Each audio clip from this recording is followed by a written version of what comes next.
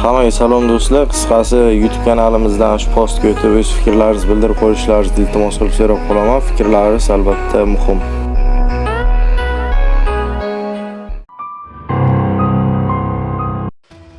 Ismim Suhrob. Men shunaqangi bo'lamanki, Navoiyxonada yashayman. Va har doim uyimga kechki smenadan so'ng qaytib ketaman. Bu kecha ham doimgidek oddiy kecha bo'lishiga ko'zim yetardi va mashinani to'ldirib yo'lga chiqdim. Yo'l juda ham qorong'i. Nimagadir bugun bu kecha juda ham tinch edi. Haddan tashqari tinchki, hattoki meni biroz qo'rqitdi. Mashinani boshqarib ketar ekanman, oy nurida tovlanib turgan daraxtlarga ko'zim tushdi. Shunda mashinaning g'ildiragi birdan yorilib ketdi. Ikkita orqa g'ildiragi bor. Mashinadan tushib qaraganimda yashil shishalar sinib yotardi. Men shunday o'yladim. Biror bir ichib olgan odam mashinasini oynasini ochib, uni uloqtirgan bo'lishi mumkin deb o'yladim. Va 911 ga qo'ng'iroq qilib, menda bo'layotgan holat haqida ularga tushuntirish berdim. Ya'ni menda bo'layotgan holatni ularga ochib berdim. Mashina 45 minutlarda kelishini aytishdi. Menda kutishdan boshqa chora yo'q edi. Shunda sigaretni yoqdim va oy nuridan bahra olib turganimda meni kimdir kuzatganini his qildim. Shundan so'ng biroz qo'rqdim, ammo shunchaki oddiy qo'rquvdek mashinaga o'tirib oldim. Va birdaniga bugun ichgan suvlari va kofeinlari o'zini ko'rsatishni xohladi. O'rmonda daraxtning ortiga o'tib o'z ishimni bajarayotganimda orqadan nimanidir ovozi keldi. Qaraganimda 20 futcha uzoqlikda bir qamishlarning orasida qora soyani ko'rib qoldim va joyimda to'xtadim. Ammo keyin unga e'tibor bermasdan o'z ishimni davom ettirdim. Ammo qo'rquv sabab burgimning tugmalarini o'tkirdim va mashinaga qarab yura boshladim. Men qancha tezlashsam, orqamdagi oyoq ovozlari ham shunchalik tezlashayotganini his qildim. Shunda juda ham qo'rquv kuchligi sabab mashinaga qarab yura boshladim. Ammo oyoq ovozlari yanada yaqinlashardi. Tezda mashinaga o'tirib, hamma eshiklarni qulflab oldim. Meni xayolimda faqat bir narsa bo'lardi. Hozir kimdir oynani sindirib, menga hujum qilishi mumkin. Ammo taqdirga qarangki, bu narsa sodir bo'lmadi. Shundan so'ng men biroz o'tirganimda bir narsani his qildim. Ya'ni men o'z ishimni oxirigacha bajarmagan ekanman. Va bu narsani o'zimni tinchlantirish uchun kiyik deb o'zimga uqtirdim. Shundan so'ng o'z ishimni davomini bajarish uchun mashinadan tushishga harakat qildim va mashinadan tushib oldim. Atrofni yaxshilab kuzatdim va yana o'sha joyga borib qaraganimda hech nima yo'q edi. Shundan so'ng orqaga yana bir marta yaxshilab qarab oldim. Ya'ni orqamda kimdir bormi, yo'qmi? Orqamda hech kim yo'q edi. Shundan so'ng men burukni tushirib o'z ishimni davom ettirdim. O'z ishimni davom ettirayotganimda bo'ynimning ortida qanaqangidir nafas his qildim. Ya'ni u shunaqangi bir nafas ediki, odamni juda ham cho'chitardi. Shunda tepaga qaraganimda bir narsani ko'rdim. Bir masxarabozga o'xshagan erkak menga qarab turardi. Va bu juda ham qo'rqinchli edi. Uning soch turmagi shunaqangi turmaklanganki, hattoki u masxarabozdan ham qo'rqinchli edi. Men unga biroz tikilib turdim, u ham menga tikilib turgandi. Shunda yaxshilab e'tibor bersam, sochlari uning boshining ichidan chiqib kelgandi. Qo'lida ham qirilishlari bor edi. Menga qarab turdi. Uzoq muddat tikilishdan so'ng juda ham baland baqirdi. Va men bundan juda ham cho'chib ketdim. Shundan so'ng qochishga harakat qildim. Orqamga qaramay yugurdim, ammo yiqilib tushdim.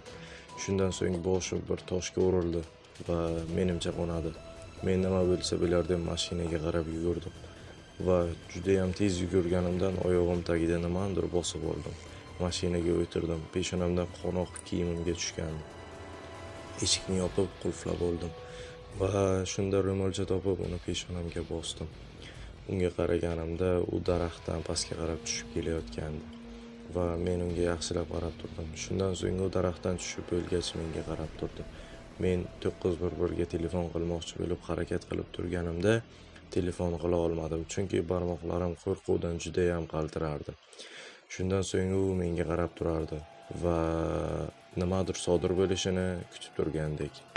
Shunda oradan biroz vaqt o'tdi va u meni hozir bir nima qilishini o'ylab turganimda katta yo'ldan mashina kelib qoldi. Shunaqangi signal chaldiki, men cho'chib ketdim. Mashinamga yoniga kelib to'xtadi. Bo'yi uzun bir erkak tushdi. Unga yaxshilab qaraganimda u xavfsizdek ko'rinardi. Va u menga "Baloni yorilgan bola senmisan?" dedi. Men boshimni silkitdim va qonli qo'lim bilan boyagi bola turgan joyga qo'limni ko'rsatdim. Ammo u erkak nima degandi? Men ham shunday qaraganimda boyagi joy bo'm-bo'sh edi va boyagi maxluq yo'q bo'lib qolgandi. Shundan so'ng men juda ham qo'rqdim, ammo u bolaga nima bo'lganini aytmadim. Va u bola so'radi: "Sen yaxshimisan? Boshing qonayapti." Men "Ha", boshimni silkitdim. U menga birinchi yordam ko'rsatdi. Mashinamni o'z mashinasining ortiga ortdi va o'z yo'lida davom etdi. Men bu voqeadan so'ng 2-3 oy kasalxonada yotdim va men bu bolani qaytib ko'rmadim. Ya'ni menga bir yordam bergan bolani qaytib ko'rmadim. Va bu voqea haqida hech kimga aytmadim, chunki bilardimki bu voqeaga hech kim ishonmasligini va u yerga qaytib bormadim, chunki men bilamanki u meni har doim kutib turadi. Ismim Suhrob. Bu voqea yuz berganida men 11 yoshda edim, taxminan 7 yil avval. Va bu voqeadan oldin men parkda edim. Ya'ni hovlimiz, domimizning ortidagi park. Bu park oshxonaga juda ham yaqin edi. Onam meni bemalol ko'rib turaverardi. Shuning uchun meni bu parkka qo'yardi. Uyga kelayotganimda bir muzqaymoq van, ya'ni muzqaymoq mashinasining yonida muzqaymoq sotib oldim. Shikolatli va ustida kamalak rang zarlar bor edi. Uni yeb turganimda to'satdan yomg'ir yog'ib qoldi.